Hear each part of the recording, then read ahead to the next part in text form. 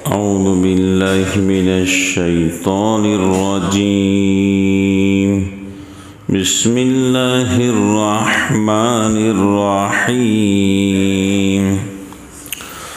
وقل جاء الحق وزهق الباطل إن الباطل كان زهوقا وننزل من القرآن ما هو شفاء ورحمة للمؤمنين ولا يزيد الظالمين إلا خسارا۔ اور کہے آیا سچ اور نکل بھاگا جھوٹ، بے شک جھوٹ ہے نکل بھاگنے والا، اور ہم اتارتے ہیں قرآن میں سے جس سے روک دفع ہو اور رحمت ایمان والوں کے واسطے، اور گنہگاروں کو تو اس سے نقصان ہی بڑھتا ہے۔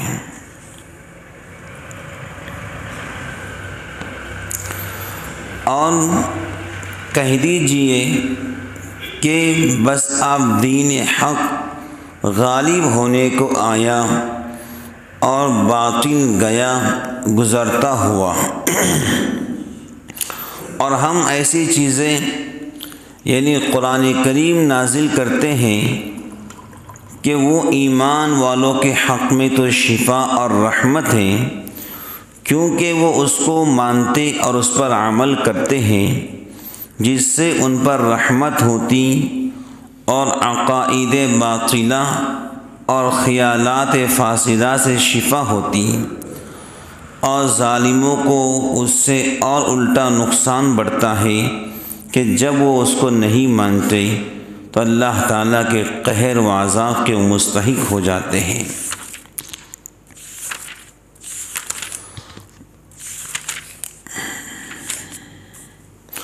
وَقُلْ جَاءَ الْحَقُّ وَزَهَقَ الْبَاطِلُ، یہ آیت ہجرت کے بعد فتح مکہ کے بارے میں نازل ہوئی۔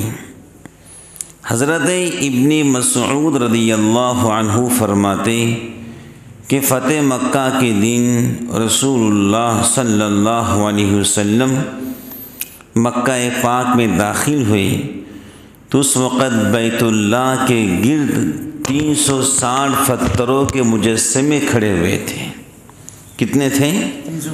بیت اللہ کے اندر چار دیواری کے اندر 360 پتھر موجود تھے۔ تو بعض علماء نے اس خاص تعداد کی وجہ یہ بتلائی کہ مشرکین مکہ سال بھر کے دنوں میں ہر دن کا بت الگ رکھتے تھے۔ 360 پتھر کی وجہ کیا ہے کہ ہر دن الگ بت رکھتے تھے، اور اس دن میں اس کی پرستش کرتے تھے۔ آج کیا ہے منگل، تو منگل کا خدا الگ، بدھ کا خدا الگ، جمعرات کا الگ، جمعہ کا الگ، سنیچر کا الگ، اتوار کا الگ، پیر کا الگ۔ تو 360 پتھر 360 دن کے حساب سے رکھے گئے تھے۔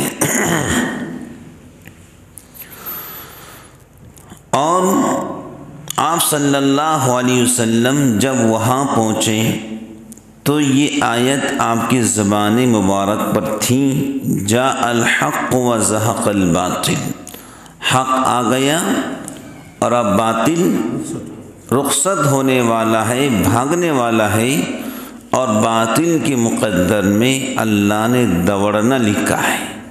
کیا لکھا ہے بولو؟ اب کون اندازہ کر سکتا تھا کہ رسول اللہ صلی اللہ علیہ وسلم مکہ پاک سے نکل رہے ہیں، وہ بھی ایسا نکل رہے ہیں کہ جہاں پر آپ کے مبارک قدم زمین پہ گرتے تھے وہ نشانات کو مٹایا جا رہا ہے، تاکہ مشرکین آپ کے قدم مبارک کو دیکھ کر آپ کے پیچھے برابر نہ آ جائے۔ ایک وقت آیا کہ اللہ تعالیٰ نے اسی مکہ کو آپ کے ہاتھ میں دے دیا۔ ارے بھائی دین کبھی بھی ایک جیسے نہیں رہتے ہیں، دین ہمیشہ عدلتے بدلتے رہتے ہیں۔ بات سمجھ گئے؟ وَتِلْكَ أَيَّامُ نُدَاوِلُهَا بَيْنَ النَّاسِ، اللہ دینوں کو عدلتے بدلتے رہتے ہیں، کبھی خوشی بھی ہے تو کبھی غم بھی ہے، کبھی نفع بھی ہے تو کبھی نقصان بھی ہے، کبھی آرام بھی ہے کبھی آرام نہیں ہے، کبھی چین بھی ہے کبھی چین نہیں بھی ہے۔ بات سمجھ گئے؟ کبھی بھی زندگی کے اندر کسی کے بھی دین ایک جیسے نہیں رہتے ہیں۔ تو حضرت جب مکہ پاک سے نکلے تھے، کیا کسی کو گمان تھا کہ آپ مکہ کے حاکم اور بادشاہ بنیں گے؟ نہیں گمان تھا، لیکن اللہ تعالیٰ نے سن 8 ہجری کے اندر مکہ کو آپ کے ہاتھ میں فتح نصیب فرمائی، اور آپ وہی کعبۃ اللہ جس میں آپ کو چابی نہیں دی گئی تھی نماز پڑھنے کے واسطے، آپ نے حضرت عثمان سے چابی مانگی تھی، مجھے چابی دے دو، میں 2 رکعت نماز پڑھ لیتا ہوں۔ کہ چابی نہیں ملیں گی، تو آپ نے کہا تھا ایک دن آئیں گا جہاں تم کھڑے ہو سیڑھیوں پر وہاں میں کھڑا ہوں گا، اور جہاں نیچے میں کھڑا ہوں وہاں تم کھڑے ہوں گے۔ تو فتح مکہ کے دن وہی وقت آیا تھا کہ حضرت سیڑھیوں پہ کھڑے تھے اور جن کے پاس چابی تھی وہ نیچے کھڑے ہوئے تھے۔ بات سمجھ گئے؟ تو 360 فتر کو حضرت رسول اللہ صلی اللہ تعالیٰ علیہ وسلم نے اپنے مبارک ہاتھ سے ہٹا دیا، اور اپنی لکڑی ایک ایک بت کے سینے میں مارتے تھے۔ لکڑی جو ہیں ایک ایک بت کے سینے میں مارتے جاتے تھے، اور کیا بولتے تھے؟ جاء الحق وزهق الباطل، جاء الحق وزهق الباطل۔ بعض روایت میں ہے کہ اس چھڑی کے نیچے رانگ یا لوہے کی شام لگی ہوئی تھی، جب رسول اللہ صلی اللہ علیہ وسلم کسی بت کے سینے میں اس کو مارتے تو الٹا گر جاتا، یہاں تک کہ یہ سب بت گر گئے۔ پھر آپ صلی اللہ علیہ وسلم نے ان کو توڑنے کا حکم دیا۔ بس سمجھ گئے؟ سارے بت اوندے منہ گر گئے، الٹے گر گئے۔ امام قرطبی نے فرمایا اس آیت میں اس کی دلیل ہے کہ مشرکین کے بت اور دوسرے مشرکانہ نشانات کو مٹانا واجب ہے۔ بات سمجھ گئے؟ جتنے بھی مشرکوں کے بت ہیں اور جتنے بھی مشرکانہ چیز ہیں سب کو مٹا دینا واجب ہے۔ اگر کسی کے گھر میں پیتل پر یا لکڑی پر یا کسی کے کپڑے پر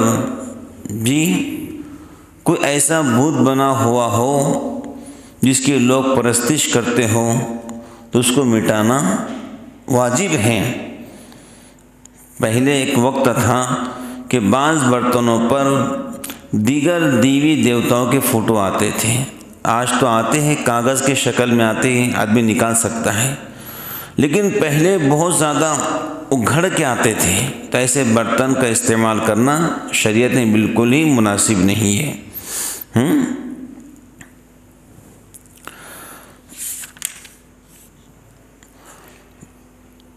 تو حضرت عیسیٰ علیہ السلام جب تشریف لائیں گے تو سب سے پہلے صلیبوں کو توڑیں گے، خنزیر کو قتل کریں گے، اور یہ سب امور اس کی دلیل ہے کہ شرک و کفر اور باطل کے آلات کو توڑنا اور ضائع کر دینا واجب ہے۔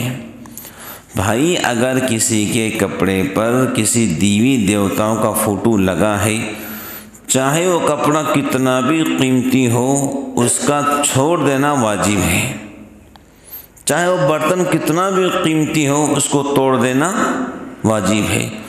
کسی بھی طریقے سے معبودان باطلہ کی بت کی ہم تصویر اپنے ساتھ میں یا گھر میں نہیں لگا سکتے ہیں۔ وَنُنَزِّلُ مِنَ الْقُرْآنِ مَا هُوَ شِفَاءٌ بسم اللہ الحمدللہ۔ قرآن کریم کا قلوب کے لیے، دلوں کے لیے شفا ہونا، قرآن کریم کا قلوب کے لیے یعنی دلوں کے لیے شفا ہونا شرک و کفر اور اخلاق رذیلہ اور امراض باطنہ سے نفوس کی نجات کا ذریعہ ہونا تو کھلا ہوا معاملہ ہے، اور تمام امت اس پر متفق ہے۔ اور بعض علماء کے نزدیک قرآن کریم جس طرح امراض باطنہ کی شفا ہے، امراض ظاہرہ کی بھی شفا ہے۔ بات سمجھ گئے؟ آیت قرآن پڑھ کر مریض پر دم کرنا، تعویذ لکھ کر گلے میں ڈالنا امراض ظاہرہ کے لیے بھی شفا ہوتا ہے۔ روایت حدیث اس پر شاہد ہے۔ تمام کتب حدیث میں ابو سعید خدری رضی اللہ تعالی عنہ کو یہ حدیث موجود ہے کہ صحابہ کرام کی ایک جماعت سفر میں تھی، کسی گاؤں کے رئیس کو بچھو نے کاٹ لیا۔ لوگوں نے حضرات صحابہ سے پوچھا کہ آپ کچھ اس کا علاج کر سکتے ہیں؟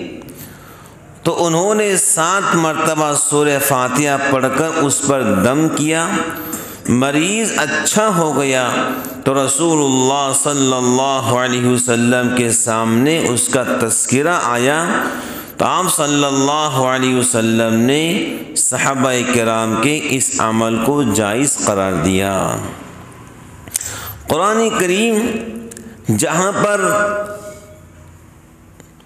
بیماریوں کے لیے شفا ہے، قرآن کریم مختلف چیزوں کے لیے، جیسے حضرت رسول اللہ صلی اللہ علیہ وسلم کے بارے میں لکھا ہے کہ آپ مریضوں پر سورہ فلق اور سورہ ناس پڑھ کے پھونکا کرتے تھے۔ بولو کیا کرتے تھے؟ مریضوں پر سورہ ناس اور سورہ فلق پڑھ کے پھونکا کرتے تھے، اور صحابہ و تابعین سے معوذات یعنی سورہ فلق اور سورہ ناس اور دوسری آیت قرآن کے ذریعے مریضوں کا علاج کرنا لکھ کر گلے میں ڈالنا ثابت ہے، جس کو اس آیت کے تحت قرطبی نے تفصیل سے لکھا ہے۔ گلے میں تعویذ ڈالنا، حضرت جعفر کے بچے بہت دبلے پتلے تھے، حضور نے کہا جعفر ان کے گلے میں تعویذ لکھ کر ڈال دے تاکہ ان کو نظر بد نہ ہو۔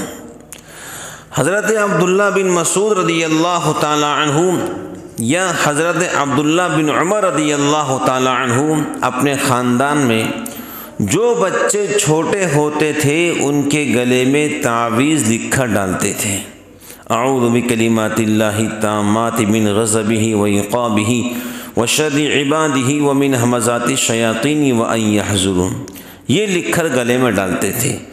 جو خاندان کا بچہ اس دعا کو یاد کر لیتا اس کو تاکید کرتے صبح و شام یہ دعا پڑھنا، جو نہیں پڑھ سکتا تھا اس کے گلے میں لکھ کر ڈالتے تھے۔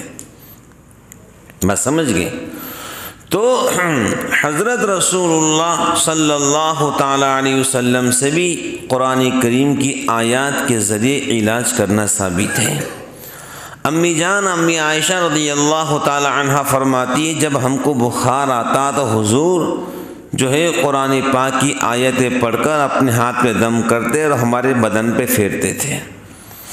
اب امی جان امی عائشہ رضی اللہ عنہ تو حضور کی اہلیہ محترمہ ہے، بات سمجھ گئے؟ تو امی جان فرماتی کہ حضور پورے بدن پہ اپنا ہاتھ پھیرتے تھے۔ تو حضور نبی پاک علیہ الصلاۃ والسلام نے اپنے مبارک حیات کے اندر بھی کئی لوگوں کا علاج کیا ہے، بات سمجھ گئے؟ حضور جو ہے ایک بچہ تھا جو پاگل ہوتا تھا، کیا ہوتا تھا؟ بے ہوشی، سمجھتے ہیں؟ بے ہوشی، کبھی بے ہوش ہوتا کبھی ہوش میں آتا، اور گھر کا کھانا خراب کرتا۔ کیا کرتا؟ گھر کا کھانا خراب کرتا۔ تو خاتون نے حضور پاک علیہ السلام کو شکایت کی، تو حضرت نے جو ہے اس کے منہ کو کھولا اور کچھ پڑھ کر اس کے منہ کے اندر پھونکا۔ حدیث میں آتا ہے حضرت کا پھونکنا تھا، حضرت نے کہا اخسؤ عدو اللہ، اے اللہ کے دشمن اس کے بدن سے نکل، جیسے حضرت نے جملہ کہا تو حدیث میں آتا ہے اس بچے کے منہ سے کتے کے شکل میں ایک پلا جیسا جانور نکلا اور نکل کے بھاگ گیا۔ وہ جنات تھا۔ کیا تھا؟ وہ ناپاک جنات تھا۔ حضرت سے کہا گا ایک بچی ہے جس کو جن پریشان کر رہا ہے، کہا اس کو میرے پاس لے کر آؤ، اور حضرت نے لکڑی کے ذریعے اس کا جن نکالا تھا۔ قرآن کی آیت پڑھتے تھے اور لکڑی سے آہستہ مارتے تھے۔ بس سمجھ گیا؟ تو آپ نے اپنے مبارک زندگی کے اندر قرآن پاک کی آیتوں سے بھی علاج کیا ہے لوگوں کا۔ تو قرآن پاک کی آیتیں جہاں پر بزرگان دین جادو اور سحر اور اثرات پر کام کرتی ہے، وہی پر قرآن پاک کی آیتیں اگر کوئی انسان بیمار ہو جائے، بخار کے اندر مبتلا ہو جائے، اللہ نہ کرے کوئی بڑی بیماری کے اندر مبتلا ہو جائے، کینسر کے اندر فلاں اللہ تعالیٰ سب کی حفاظت فرمائے، تو قرآن پاک کا پڑھنا اور اس کا سننا انشاءاللہ اس کی بیماری کا علاج ہے۔ بات سمجھ گئے؟ قرآن پاک یہ ہے کیا؟ قرآن پاک تو وہ چیز ہے جس کو اللہ رب العالمین نے خود پڑھا ہے۔ بولو کون پڑھا ہے؟ اللہ۔ قرآن پاک تو یہ اللہ پاک کی طاقت ہے۔ کیا ہے بولو؟ اب بزرگان دین جو اللہ پاک کی طاقت کے سامنے اگر کوئی انسان قرآن پاک کو سنتا ہے، موبائل کے ذریعے سنتا ہے، ہیڈ فون کے ذریعے سنتا ہے، کہ اللہ کی طاقت کے سامنے کوئی جراثیم ٹک پائیں گا بدن کے اندر؟ ارے بھائی اگر کوئی چلو کینسر ہو جائے، اللہ تعالیٰ سب کو بچا لے، موت تک بچا لے، بس سمجھ گئے؟ تو کینسر میں کیا ہوتا ہے؟ باریک جراثیم اپنی جگہ بنا لیتے ہیں ٹیومر کے ذریعے، پھنسی کے ذریعے، اللہ محفوظ فرمائے، آمین۔ تو وہ جراثیم ہوتے ہیں جو اندر چمڑی کو کھاتے ہیں، بات سمجھ گئے؟ اندر سے انسان کو کھوکھلا کرتے ہیں۔ اب انسان اگر روزانہ صحیح یقین کے ساتھ قرآن پاک کو سنے گا، کیا وہ جراثیم قرآن کی طاقت کے سامنے ٹک پائیں گے؟ نہیں ٹک پائیں گے۔ بلکہ حدیث میں آتا ہے کہ شیطان جو ہے قرآن پاک کی آیتوں کو سن کے بھاگنا شروع کر دیتا ہے۔ اگر بالفرض کسی کے بدن میں جناتی ہے کہ قرآن پاک کی آیتیں سن کر وہ ٹک پائیں گا؟ ٹک ہی نہیں پائیں گا۔ جیسے انسان کے لیے پیٹرول نقصان دہ ہے، اگر انسان نے پیٹرول کو اپنے آنکھ پہ ڈال لیا اور آگ لگا لی تو کیا ہوگا؟ جل جائے گا۔ ایسی قرآن پاک ایسی طاقت رکھتا ہے، شیاطین کے لیے قرآن پاک کیا ہے؟ ایک پیٹرول کی طرح ہے، جب ان کے سامنے پڑھی جاتی ہے تو جلنا شروع ہو جاتے ہیں۔ بولو کیا ہوتے ہیں؟ وہ جلنا شروع ہو جاتے ہیں، وہ ٹک نہیں پاتے ہیں۔ ارے بھائی اگر کوئی صرف بسم اللہ پڑھے، بسم اللہ، حدیث میں آتا ہے شیطان ایسا پگھلتا ہے جیسا سیسا آگ میں پگھلتا ہے۔ اتنی بڑی طاقت ہے قرآن کریم۔ تو قرآن پاک ہم سب کے لیے شفا ہے۔ بولو کیا ہے؟ بس اس یقین اس نیت سے پڑھنے کی ضرورت ہے۔ صحابہ کرام نے اپنے دور کے اندر بھی قرآن پاک سے کئی لوگوں کا علاج کیا ہے۔ یہ اللہ کے بندوں کی بہت بڑی خدمت ہے۔ کیسے کیسے لوگ پریشان ہیں، کن کن حالات میں زندگی گزار رہے ہیں، اللہ تعالیٰ سب کے پریشانیاں دور فرمائے۔ بھائی ہم تو نبی رحمت کی امت ہیں، ہم تو سب کے لیے دعائیں کریں، اللہ سب کی پریشانیاں دور فرما، سب کو خوشحالی نصیب فرما۔ حدیث میں آتا ہے جو دوسروں کے واسطے دعا کرتا ہے سب سے پہلے وہی دعا اللہ اس کے حق میں قبول کرتا ہے۔ بات سمجھ گئے؟ تو صحابہ کرام نے حضرت نبی پاک علیہ الصلاۃ والسلام نے قرآن پاک کے ذریعے بہت سارے لوگوں کا علاج کیا ہے۔ وَنُنَزِّلُ مِنَ الْقُرْآنِ مَا هُوَ شِفَاء، قرآن پاک تو ایک شفا ہے، چاہے ہر بیماری کے اندر شفا ہے، چاہے آپ جادو کے اندر پریشان ہو، آپ اثرات کے اندر پریشان ہو، نظر بد کے اندر پریشان ہو، بڑی بڑی مہلک بیماریوں کے اندر پریشان ہو، صحیح یقین کے ساتھ قرآن پاک کی تلاوت کرو، انشاءاللہ الرحمن اللہ کو شفا عطا فرمائے گا۔ نہیں پڑھ سکتے تو قرآن پاک کو سنو۔ کورونا کے زمانے کے اندر یہی بات بار بار کہی گئی تھی، قرآن پاک کو سنو ہیڈ فون کے ذریعے، سورہ رحمان کو سنو، سورہ ملک کو سنو۔ یہ وہ صورتیں ہیں جو اپنے پاس طاقت رکھتی ہیں، جن جن لوگوں نے سنا ہے اللہ نے انہیں شفا عطا فرمائی ہے۔ بات سمجھ گئے؟ تو محترم بزرگان دین، قرآن پاک کا سننا، قرآن پاک کا پڑھنا صحیح یقین کے ساتھ ہم سب کے لیے شفا ہے۔ تو اس صحابہ کرام کی جماعت سفر کر رہی تھی، گاؤں کے رئیس کو بچھو نے کاٹ لیا، سورہ فاتحہ 7 بار پڑھ کے پھونک دیا، اللہ نے شفا دی تھی۔ تو حضور نے کہا اچھا عمل ہے۔ تو ہم سب کا یقین یہ ہونا چاہیے کہ شفا اللہ کے ہاتھ میں ہے۔